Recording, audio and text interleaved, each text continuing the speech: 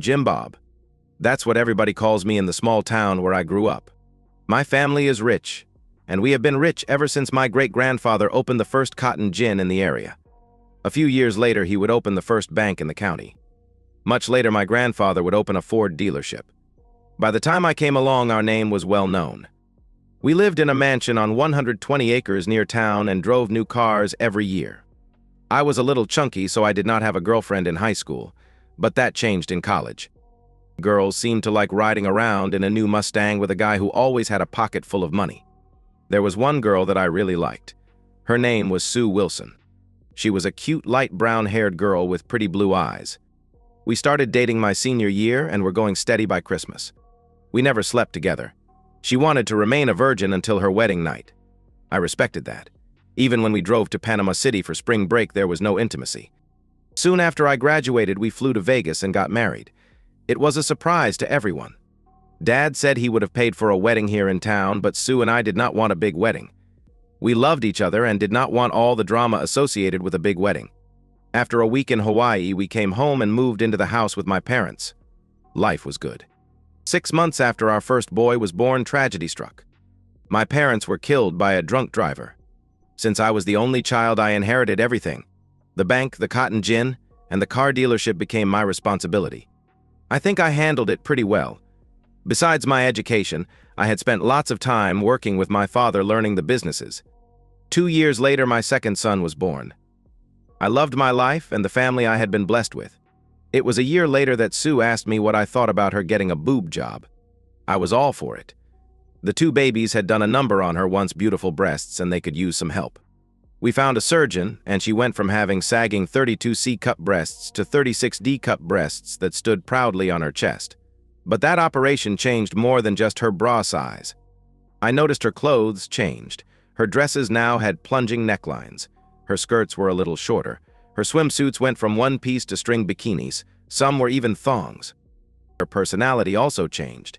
She spent less time with the kids. She became flirtier. Men took notice. Within a year, we had a nanny. Sue started having lunch with her girlfriends. Then it was drinks with them at the club until midnight. One night after Sue left for a night out with her friends, I checked the GPS I had installed on her Lincoln.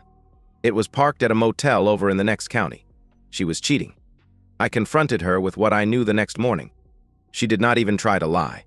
She admitted the affair and then laughed at me. The way I see it, Jim Bob, is you have 2 choices. This is a no-fault state, and we did not sign a prenup. You divorce me, and you will pay me alimony and child support for the next 15 or 20 years. You'll see your boys every 2 weeks on the weekend while I live in this house. I can even move one of my lovers in here to help me raise your sons. The other choice is just to put up with my flings. Who knows, in 5 or 10 years, I'll get it out of my system. I think the second is the best for you. I'll still make love to you whenever you want, no problem there. And I promise to be discreet. What do you say? Well, to make a long story short, I agreed with the second choice. That was until today. I came home, and just as I was pulling up, I saw a car leaving. In it was a black man. I thought we had agreed that she could have her affairs, but always at a motel in another county. I even let her go on a vacation last year to New York. She was gone for 2 weeks. No problem. But now this. At our home, and as I was to find out in a few minutes, in our bed. I entered the house fuming mad. Sue was changing the sheets on the bed. I exploded. What the hell, Sue? In our house and in our bed. Calm down. This was the first time here at the house. Leroy did not have a lot of time and I was horny. The kids are in school and I did not think you would find out. So what? You know I fool around. Get naked and I'll give you sloppy seconds if you want. Who the hell is this Leroy and how long has it been going on? He's just a guy I met at a bar about 4 months ago. What does it matter?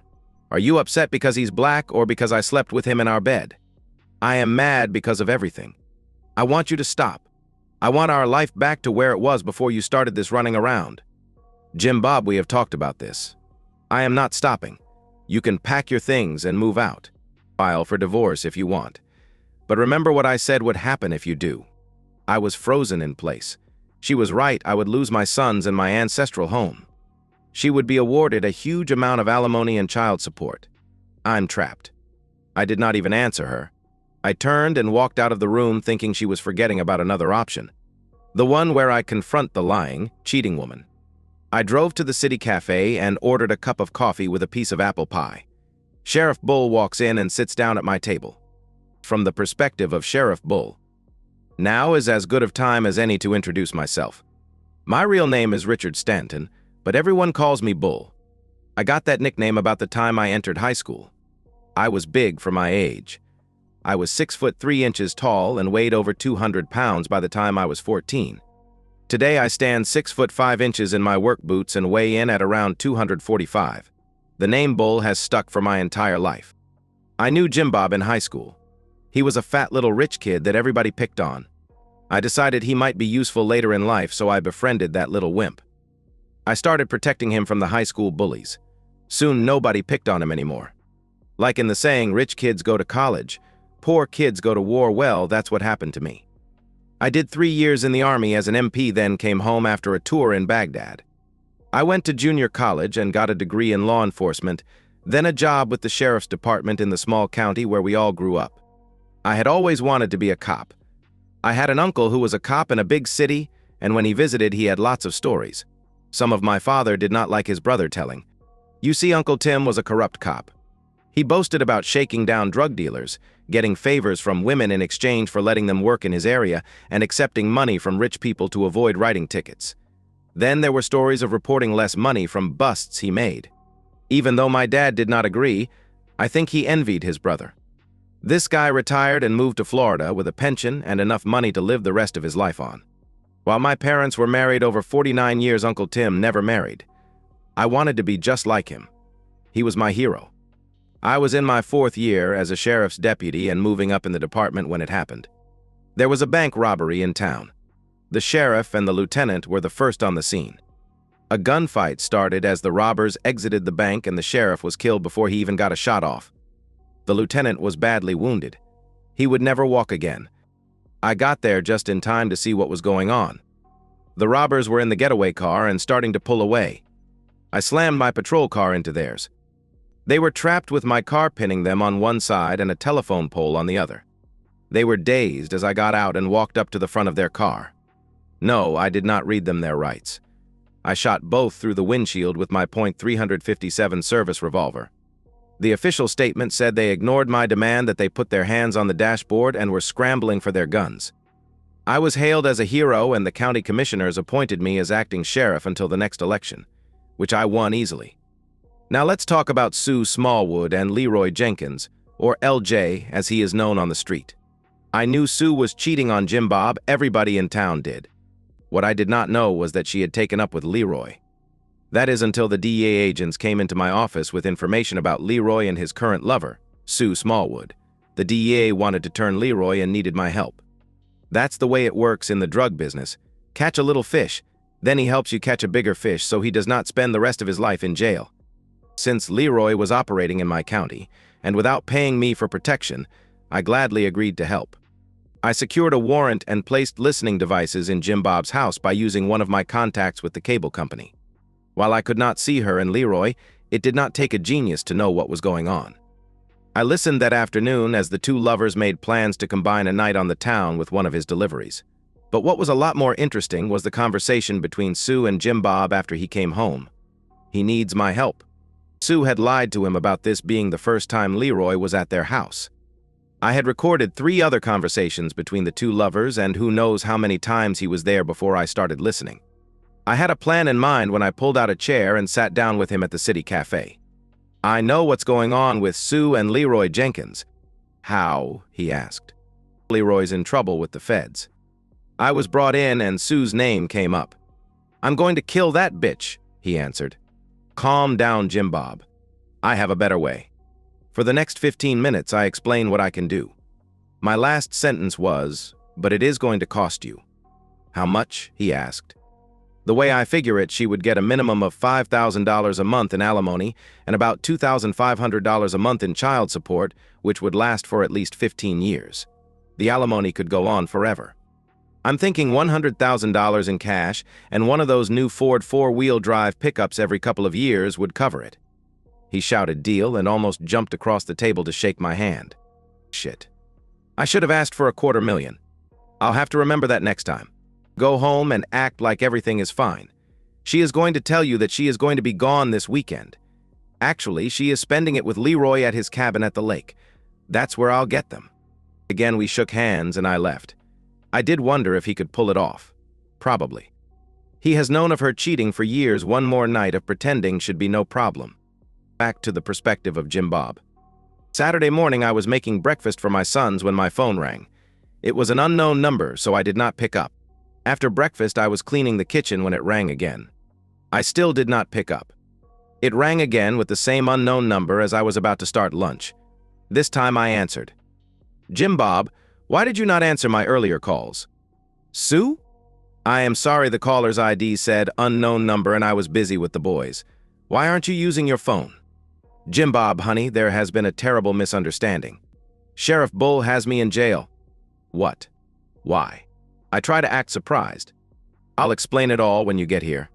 Please hurry. I've been here all night and I want to get home. I'll be there as soon as I can get somebody to look after the boys.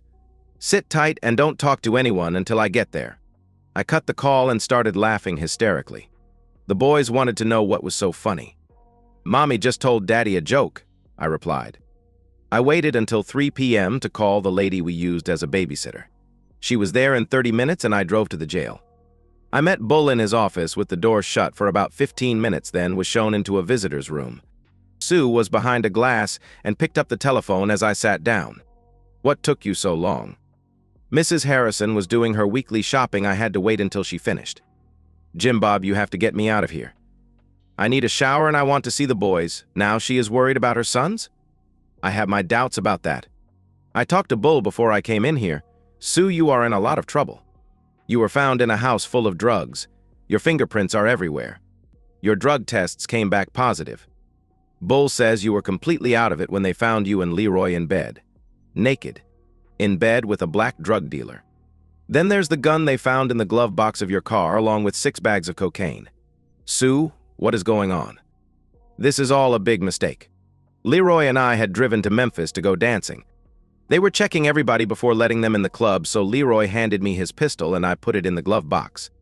We were going to deliver the coke to one of his clients, but he was not at the club last night. I took them out of my purse and put them in the glove box," she replied. "So Leroy was driving your car, and you had the drugs in your purse?" "Yes. He likes to drive the Lincoln when we go out. In the club we danced and... Okay, I admit I did a line of coke. First time, I swear. Then we drove back to Leroy's place up at the lake. I think I did another line. I can't remember. We were in bed making love when Bull and his men busted down the door and caught us. Jim Bob, it was horrible. I was naked and everyone saw me. They all watched as I dressed. After I was brought here, I was put in a cell with 2 other women. I think they were involved in the wrong kind of business. I told them what happened and they said Bull had no right to bust in like he did. I know nothing about Leroy's drug business, and that gun is not mine. I think if you hire a good attorney, I will be released this afternoon and all charges dropped. Please. First of all, no matter what those jailhouse attorneys told you, Bull had every right to bust down that door. He had a no-knock warrant. They have found your fingerprints on an illegal gun. It was reported stolen a year ago. If there is a body on that gun, you will be charged as an accessory to murder.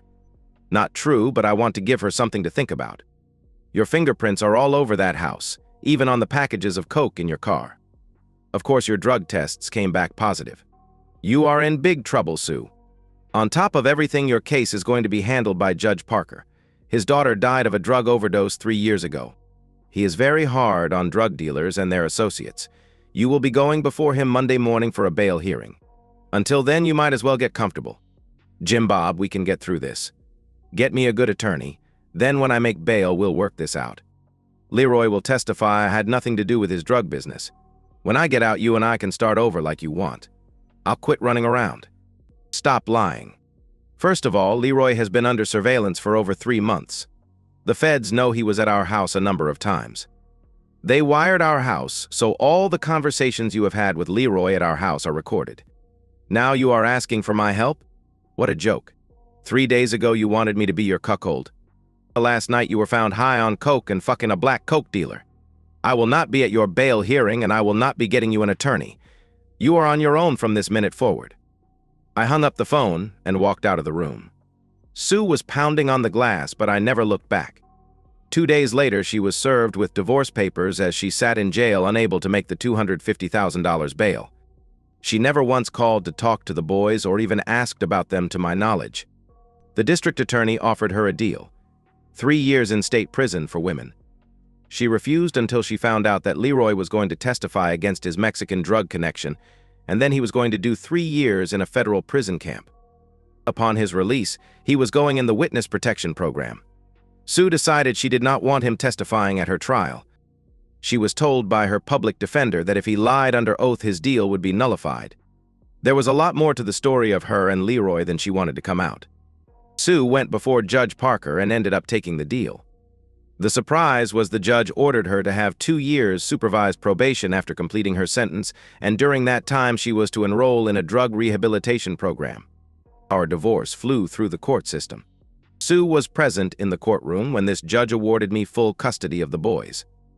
There would be no alimony, and Sue could apply for visitation privileges when she got out of prison, but the visits would have to be supervised. The judge noted that she had a drug problem and would be attending a drug rehabilitation program. Sue did not take this well and screamed that this was all my fault. She would see me in hell for letting this happen to her. What kind of sick logic is that? She gets caught high, in bed with a black drug dealer and with a gun and coke in her car, and it's my fault. The judge added a permanent restraining order preventing her from coming within 1,000 feet of me, my house, or one of my businesses. She was led away screaming. From the perspective of Sheriff Bull, I had the arrest warrant 2 days before I served it on LJ. I wanted him and Sue to be caught together. The gun and her fingerprints on the bags of coke just added to her problems and made the divorce from Jim Bob easier. I love this truck. It has all the bells and whistles. I take it up to the lake and do a little fishing whenever I get the chance. Sometimes I even take one of my girlfriends up to the cabin that once belonged to Leroy. I bought it when the feds auctioned it off under the federal forfeiture policy. Life is good. And that's the end of today's story. If you enjoyed it, please give this video a thumbs up and drop a comment below. Your support helps the algorithm push my content further. If you're new to the channel, don't forget to hit that subscribe button. It really helps me keep creating more stories for you. Thanks for watching, and I'll see you in the next one.